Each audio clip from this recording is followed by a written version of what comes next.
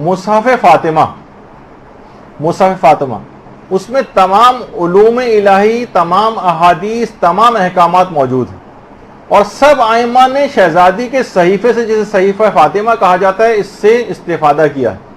اور اس طرح سے حضرت زہرا اپنے صحیفے کے ذریعے اپنے معصوم فرزندوں کے اوپر حجت ہے۔ اور یہ جو روایت میں امام معصوم نے فرمایا نا، یہ جو بھی آپ کے سامنے آئی تھی کہ لوگوں پر ہم حجت ہیں اور ہماری جدہ فاطمہ ہم پر خدا کی طرف سے حجت ہے، تو علماء فرماتے کہ دیکھیے حقیقتاً جب مومن رجت میں حکومت اہل بیت کو قائم ہوتے دیکھے گا، اس وقت حقیقتاً حضرت زہرا کی یہ حجت نمایاں ہو جائے گی۔ رجت میں سب سے زیادہ حضرت زہرا کی حجت نمایاں ہوگی، جو اس کو پتہ چلے گی۔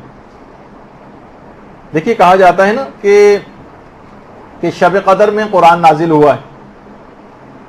اس لحاظ سے یعنی قرآن شب قدر میں پیغمبر اسلام پر نازل ہوا ہے، لیکن حضرت زہرا پر صحیفہ فاطمہ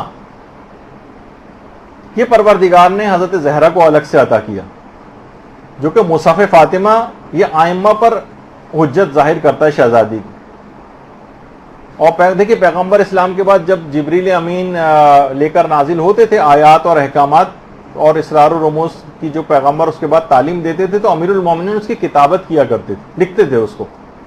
بعد میں پھر یہ کتاب علی کے طور پر بھی مشہور ہوا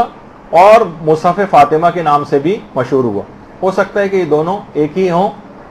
اور ائمہ کے علاوہ کسی کے پاس بھی یہ مصحف نہیں، کسی کو بھی مصحف فاطمہ تک رسائی نہیں ہے، اور صرف یہ ہمارے زمانے کے امام زمانہ علیہ الصلوۃ والسلام کے پاس یہ ہے۔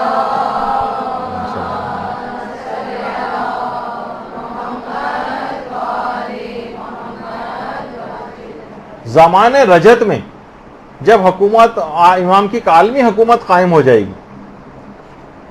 تو اس کے قیام کے بعد جو بنیادی قانون اور آئین ہوگا وہ دو چیزوں پر استوار ہوگا، ایک قرآن اور دوسرا مصحف فاطمہ۔ دیکھیے بہت اہم بات ہے، امام کی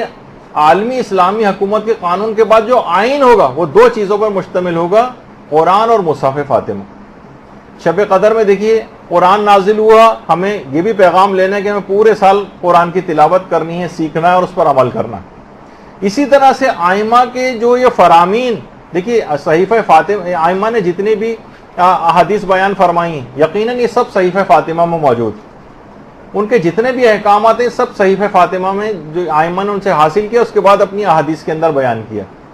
تو اس کا مطلب یہ ہے کہ اگر قرآن اور حدیث کو ہم اس انداز سے پکڑ لیں تو قرآن شب قدر میں نازل ہوا، قرآن کا حق ادا ہوگا، اور اسی طریقے سے احادیث مبارکہ سے اپنے شغف کو بڑھائیں جو کہ صحیفہ فاطمہ کے اندر درج ہے، تو خود بخود حضرت زہرا کے ساتھ بھی آپ کا ارتباط بڑھتا چلا جائے گا۔ صحیفہ فاطمہ میں تمام احکامات کا مجموعہ ہے،